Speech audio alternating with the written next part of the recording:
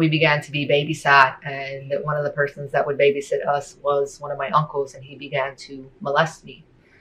And this started at about the age of 5, and it continued till I was about 11.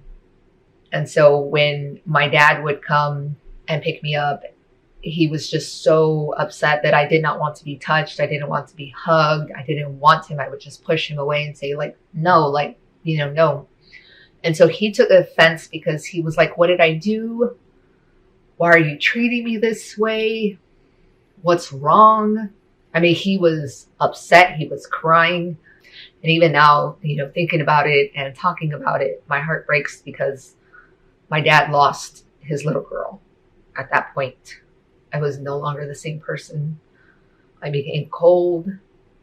I said I didn't want to be touched. I didn't want to be hugged. I didn't trust anyone. I'm going to start back to when I was 4, because that's kind of when I can see in my testimony a transition of all the things that had gone wrong to God working in me to bring peace and also make them right in my own heart. So when I was 4, my grandma and my 2 aunts lived with us. And during this time, my 2 aunts were younger teenagers. And for some reason, they thought it would be really funny to basically torture us. I had 4 brothers, and it was me, the only girl.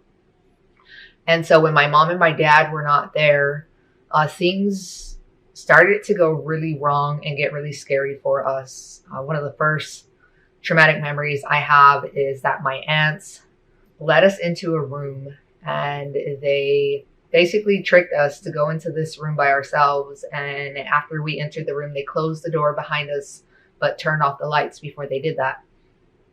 And after they closed the door, they began to like bang on the door. And they were yelling, Freddy Krueger's going to get you. Michael Myers is going to get you. The devil's going to get you.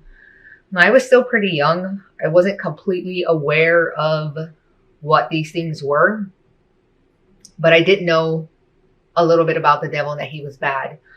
But based off of my brother's reactions at that moment, I knew I should be afraid because they lost it. They turned around and they just started banging on the door and screaming and yelling, let us out. Please let us out. I want my mommy. I want my daddy.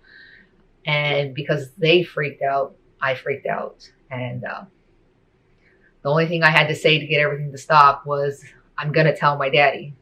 And that's what ended it. And this did happen a few more times. However, it only happened to my brothers and not to me because they were afraid that I would tell on them for myself and then get them in trouble. But because that happened, I developed from that moment on a complete fear and anxiety that I felt like I had obviously no control over. It would just come upon me. When my parents were gone, I was afraid. When new people would come around, I was afraid. When my cousins would come around and they would play games, I was afraid to play with them because sometimes they would say, like, we're going to play Freddy Krueger or we're going to play this or that.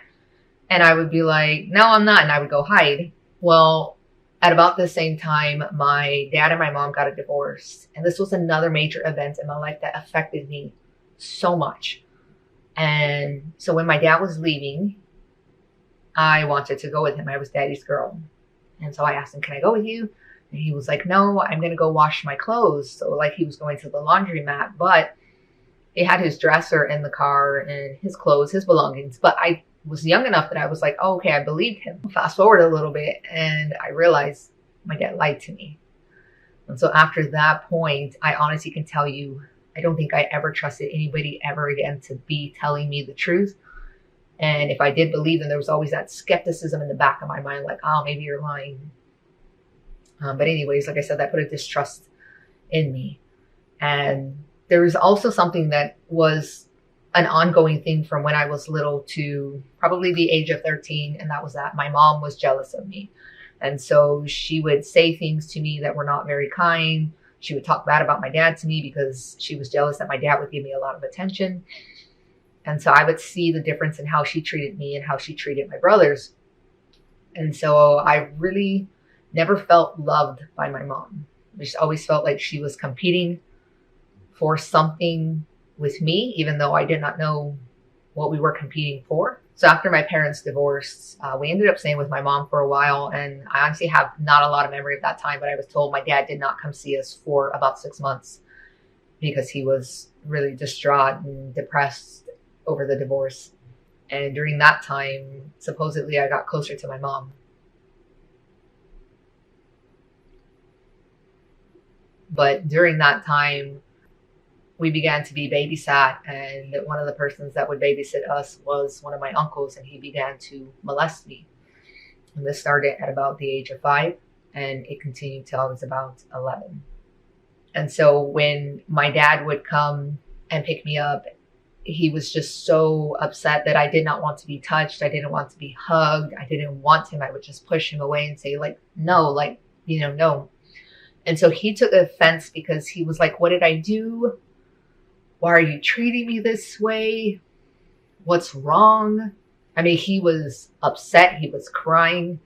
And even now, thinking about it and talking about it, my heart breaks because my dad lost his little girl at that point. I was no longer the same person. I became cold. I said I didn't want to be touched. I didn't want to be hugged. I didn't trust anyone.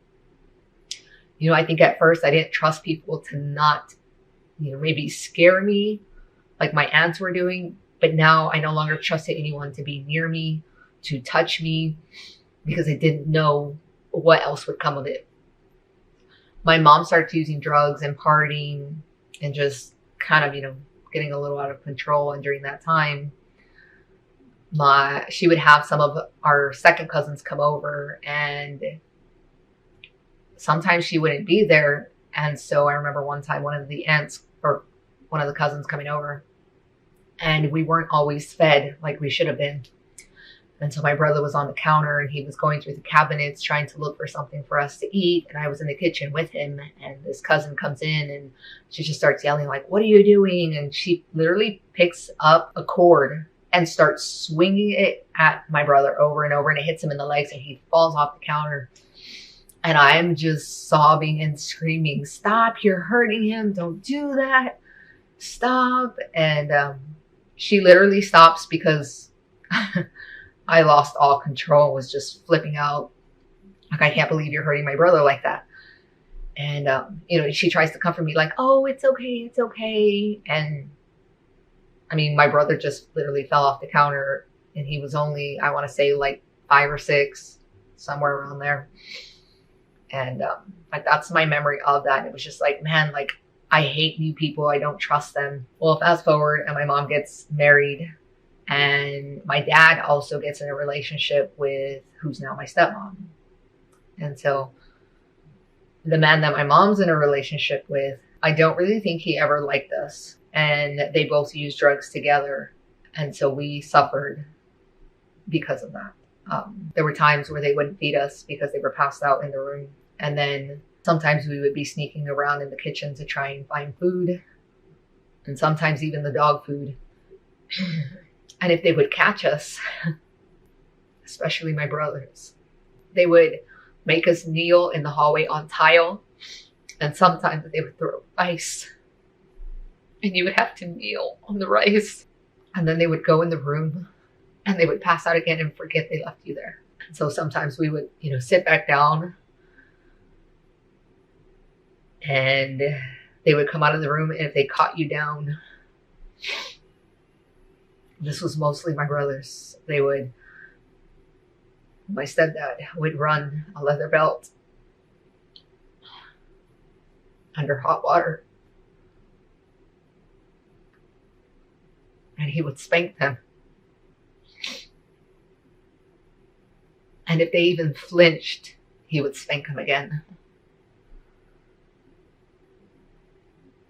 And they have so many more traumatic stories, but those were only the ones that I witnessed. And so it was always like, man, all these people we were supposed to be able to trust, they would just betray us. My mom, I don't know why she never came out, why she never said anything about it. It was like she was fine with it. My mom had custody of us, and so my dad only got to see us on the weekends and on Wednesdays.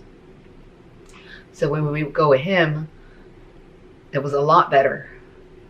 but it wasn't that good. My stepmom, she was wonderful. I mean, she took care of us. She fed us. She washed our clothes. She just treated us like a babysitter would, kind of, or a nanny. She never extended the affection that a mom would. And her kids, we were different. We were raised with rules. We weren't allowed to cuss. We weren't allowed to fight. We had boundaries. Some of them were good. Some of them were bad. But her kids liked to fight, and they were raised in an environment where, there were drugs and gangs, and we learned these things. But also when we would go there, the house that they lived in belonged to their father who had passed away. And so when they would get mad at us, they would tell us, well, get out of my house. This is my house. My dad left this house to us. We just always felt also out of place, because we knew at my stepdad's, there were 3 rooms, one where they stayed, and then there were his 2 daughters, and they each had their own room. And there were 5 of us, and we all had to sleep in the living room.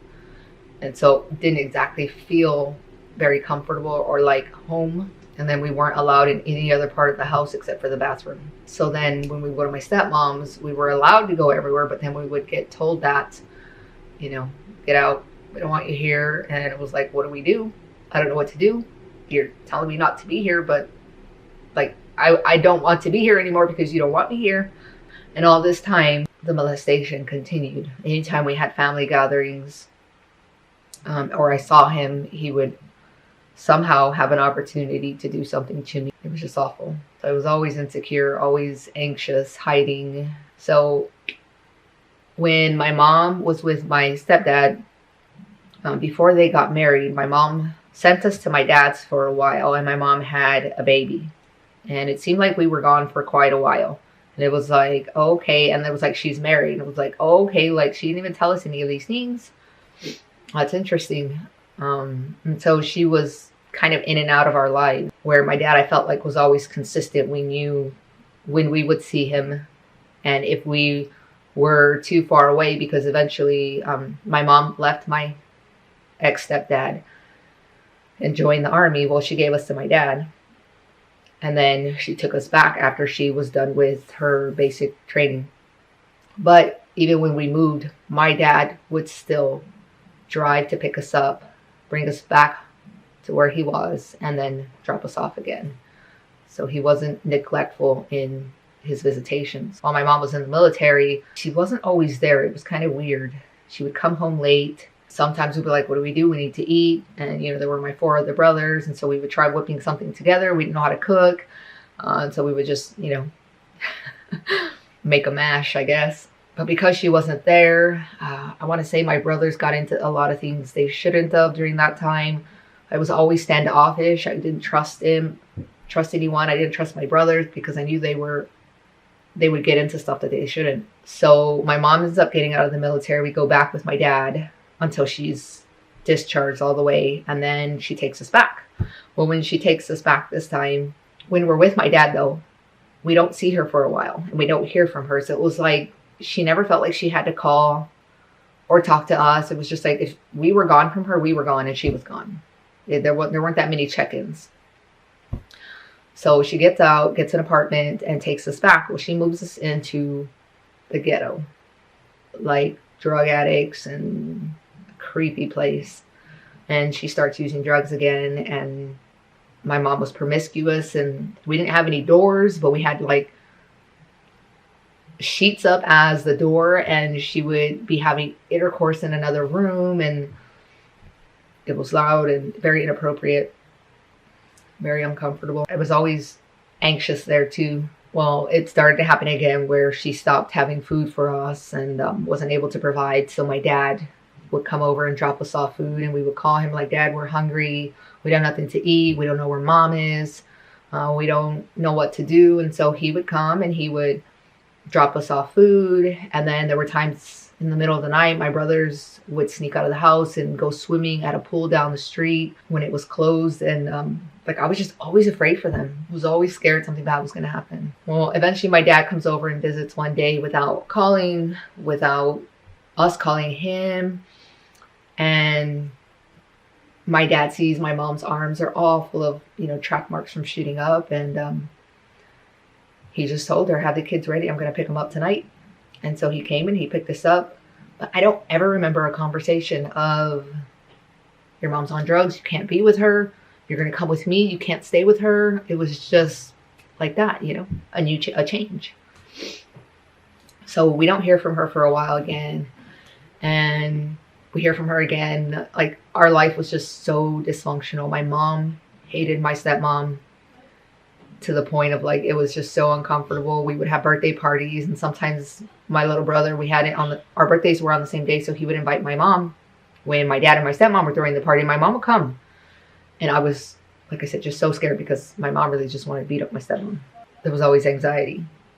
Well, my mom ends up going to rehab, and my dad takes us to visit her. And I remember just a coldness from that point on of, I don't want to be near my mom or close to her in my heart. I don't want to love her.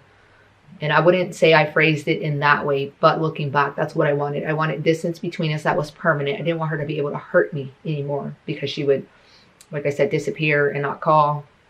We wouldn't see her. So I was cold, and she was trying, but she honestly never could, just keep it together. She'd always find another bad boy into drugs and go that way, or, party.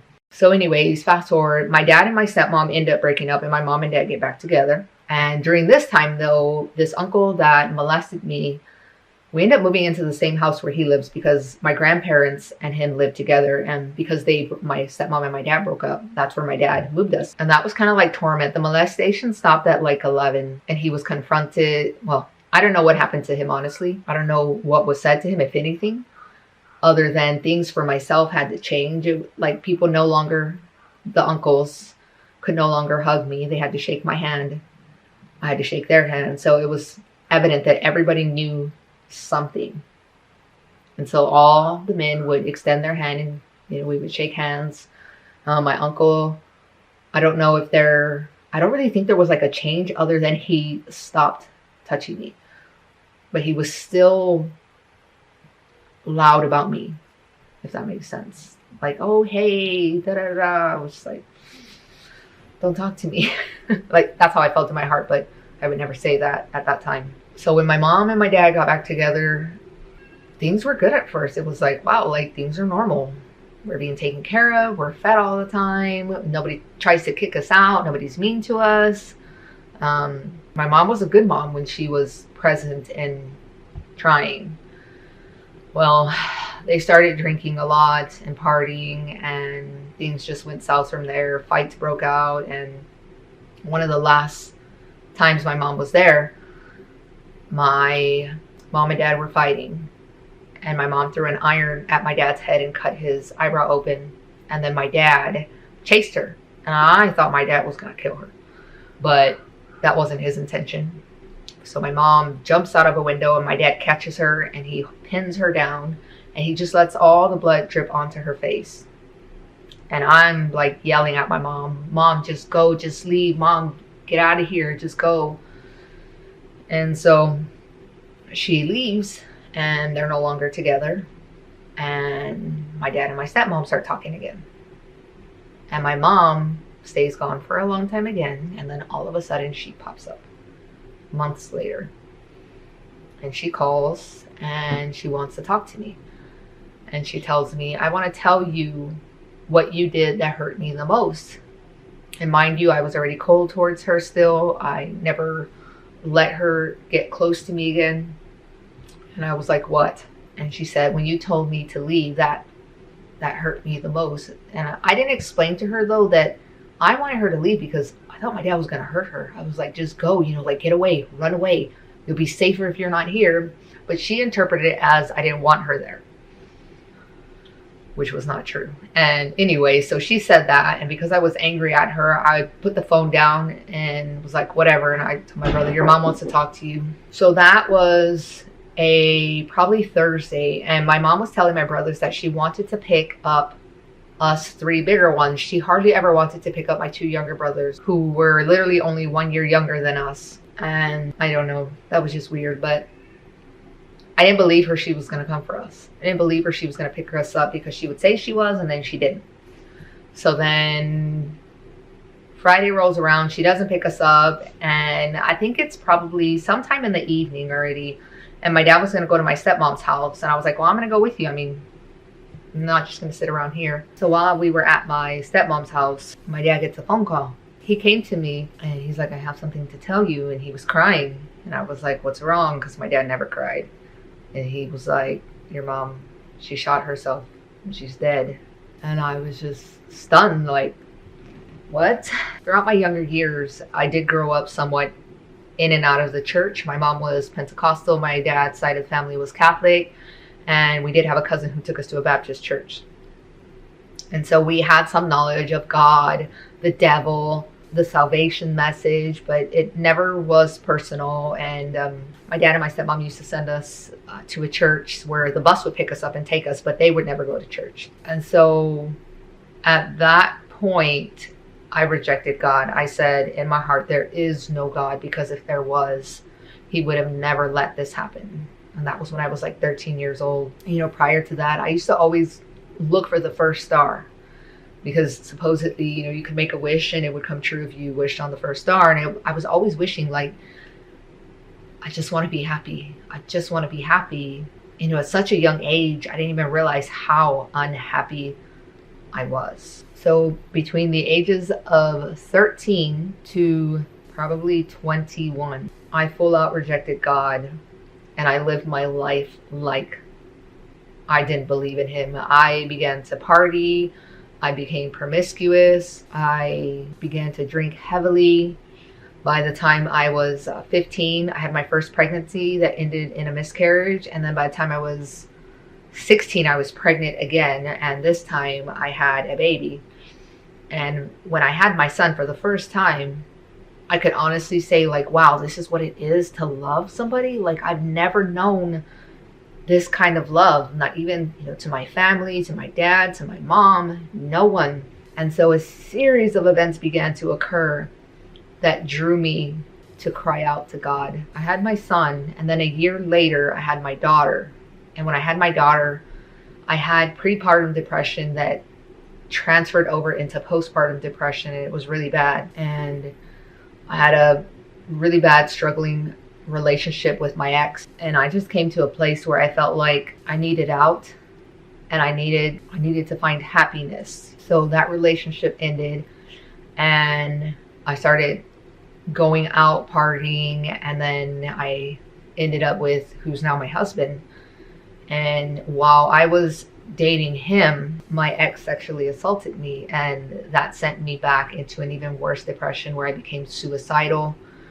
I was severely depressed, had really bad anxiety to the point of getting on medication. And it also I started arguing and fighting all the time with my husband. And so every day was an argument. Every day I just took everything out on him. And I felt like any love that I had for anybody was gone. I felt like I didn't like people. And because we were always fighting and arguing, I just came to a really, really low place. And I remember being in the hallway, you know, just in a ball, with my knees curled up and crying and sobbing. And I just cried out, God, where are you? Why won't you fix this? And from that moment, I literally can see God starting to draw me. It was pretty amazing. One of the first things that happened was I ended up having my husband take me to a hospital because I was serious that I wanted to die. And so I was there for 3 days, and they asked me, what can we do to make sure you never come back here? And I was like, well, I would like a marriage counseling session. And, you know, they were throwing it back like, whoa, what? Nobody's ever asked for that. And I was like, well, if you can't do it, then just forget it, you know, whatever. And they were like, no, we can arrange it. You know, we'll have it set up. And so they did. And for the first time in a long time, me and my husband, we had a conversation. We heard each other, even though it hurt. But we were talking. We were having a civil conversation. You know, and another thing that I learned while being in there was how immature I was. I thought the world revolved around me, my wants, and my desires, and that people should cater to them. And I realized that that's not how the real world works. I broke down crying in there because I needed a new tray because I put sugar all over my food because I thought it was salt. And I went to my room and I sobbed like a baby, like, honest to God. And I remember hearing in my thoughts, like, look at you, what are you doing? And I was like, yeah, what am I doing? I'm crying like a baby over food. This is ridiculous. Get up and get out there and quit acting like a baby. And I literally grew up some in there. I ended up going to see a psychiatrist who, I believe wholeheartedly she was a Christian, but she didn't come out with it because she taught me biblical views without the Bible. And so she would teach me and my husband, because we would have marriage counseling sessions at the same time, how to argue and to not argue. And it would help us get along better. But there were times where we would say to each other, well, you know, who does she think she is to tell me what to do? I can do whatever I want. And so this goes on for, I think, like 2 years. And the whole time she's teaching these concepts that, like I said, are biblical without the authority of God. Well, eventually my husband was in the military, so he gets cleared to move. And we moved to his next duty station. And within the first week of being there, someone invites us to church. And I'm like, well, I don't have anything else to do. And the church is literally down a block. It's not far at all. Like, you could be there walking in 3 minutes. So we start going, me and the kids. And while being there, they say they're having an adult Bible study in the parsonage, which was literally right there on the property. If I wanted to go, I could. And so I was like, well, I have nothing else to do. So I went. And it was pretty amazing. I began asking questions. And I had legitimate questions. And they were so patient and kind. And they would answer my questions. And sometimes they would tell me, like, we don't know that. We won't know till we get to heaven. And so I was left with those kinds of answers too. Like, well, what? Like, we don't get to know? But when I was younger and I had denounced God, an aunt and an uncle would take us to church. And I would ask these questions. And people would literally roll their eyes at me, be smug, nasty, and walk away from me. And I would think, fine, like, if you don't want to answer me, I don't need your God. You know, you're full of it. All y'all are hypocrites. Because when we were at the church, there was a bunch of bickering and fighting in there and people fighting over boyfriends and girlfriends. And I was like, I don't need this. This is like high school stuff. This is just drama. I don't want drama in my life. Needless to say, at a young age, I continued to reject God and the church because of all the drama that it had. So anyways, while I'm at this church, I see a few things that catch my eye. There's salt and light at this church. I grew up, if anybody ever did something for you, you better expect that they expect something back in return. And at this church, people would do things and give things and not expect anything back. And so I was just like, whoa, what is this? Then I remember I saw my friend. She was talking to her husband and I thought he seemed disrespectful. And so I was like, ooh, you're going to get it. And instead of that, his wife, Miles, remains patient and calm and loving and responds to him.